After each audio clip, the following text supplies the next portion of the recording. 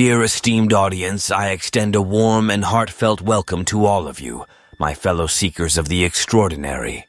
Before we dive into the chilling tale of the Phantom Carnival and the Malevolent Doll, a story that's sure to send shivers down your spine, I have a special request that I hope you'll consider. Please allow me to ask 2 favors. First, express your enthusiasm by hitting that like button, and second, ensure you're subscribed to our channel. I genuinely believe this story is worth it. Now, let's set the stage. Dim the lights, put on your headphones, and get ready to journey into the heart of a city where legends come to life and nightmares become reality. And here we go.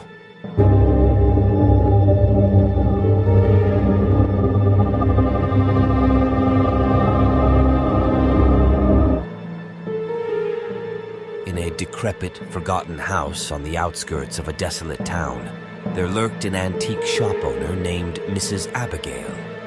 She was infamous for her macabre collection of ancient dolls, each harboring a sinister secret. Yet, among her dreadful treasures, one doll stood out, striking terror into the hearts of all who crossed its path. The doll, christened Charlotte, was a ghastly masterpiece with vacant, soul-piercing eyes and a porcelain face twisted in a perpetual sneer. It was whispered that Charlotte had once belonged to a young girl named Emily, whose untimely demise had been wrought in the flames of a malevolent fire, her grip on Charlotte never breaking. Mrs. Abigail held nightly conversations with Charlotte, her voice echoing through the shadows of the dimly lit shop, as if sharing dreadful secrets. But one fateful night, a group of daring teenagers, driven by morbid curiosity, trespassed into the shop, eager to unravel the sinister enigma surrounding the doll. They found Mrs. Abigail slumbering in her chair, her fingers entwined with Charlotte's maleficent porcelain hand. As one of the teens dared to extend a trembling finger towards Charlotte's grotesque visage, the room plunged into an abyss of icy darkness, the doll's eyes coming to life, blazing with wickedness. A dissonant chorus of whispers pierced the void, the voice of Emily herself, invoking a nameless dread that gripped the intruders' souls. In a frantic frenzy, they fled the shop, leaving behind a still sleeping Mrs. Abigail and the sinister Charlotte.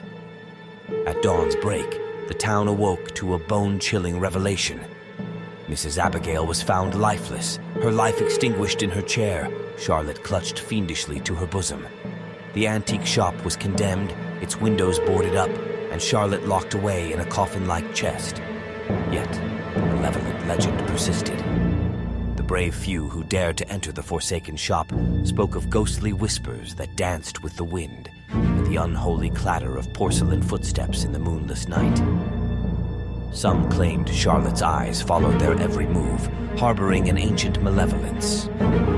To this very day, the malevolent doll, Charlotte, remains entombed, a sinister sentinel warning all who tread upon the path of the supernatural, for meddling with darkness carries consequences too dreadful to fathom. In a quiet, forgotten corner of a small town, obscured by overgrown trees and crumbling ruins, lies the ominous legend of the Phantom Carnival. This unsettling tale has been passed down through generations, a haunting reminder of an event shrouded in mystery and terror. Decades ago, in the heart of summer, a traveling carnival arrived at the town. Its arrival was met with excitement and anticipation, as the townsfolk looked forward to rides, games, and cotton candy. The carnival grounds, nestled beside an ancient cemetery, seemed to exude an eerie aura, yet the allure of amusement drew visitors from miles around. On the fateful opening night, a thunderstorm of unprecedented ferocity swept through the town. The carnival's lights flickered ominously, casting grotesque shadows upon the rides. Despite the inclement weather, a small group of adventurous souls ventured into the carnival's grounds. As they explored the carnival, they soon realized something was amiss. The attractions, usually bustling with carousers, stood eerily deserted. The air grew heavy with an oppressive silence, broken only by the distant rumble of thunder. The group stumbled upon a tent, shrouded in tattered red and white stripes, its entrance framed by sinister-looking clown statues. Inside the tent, they found a makeshift stage, its curtains tattered and frayed. A single spotlight illuminated a vintage carnival poster featuring a grinning clown with the words, "Join the fun," scrawled beneath it. Curiosity and unease compelled them to examine the poster more closely. Suddenly, a chilling gust of wind swept through the tent, extinguishing all light. Panic set in as they fumbled in the dark. Then, the sound of children's laughter filled the air, echoing and distorting as if it originated from another dimension. When the light returned, the group found themselves surrounded by a menacing assembly of ghostly clowns. Each specter bore a twisted, malevolent grin, their eyes devoid of life. The phantom clowns closed in, and one by one, the intruders disappeared into the darkness, their terrified screams fading into the storm. The next morning, the storm had subsided, but the carnival had vanished without a trace. The townsfolk searched for the missing group in vain, their fate forever intertwined with the phantom carnival's enigma.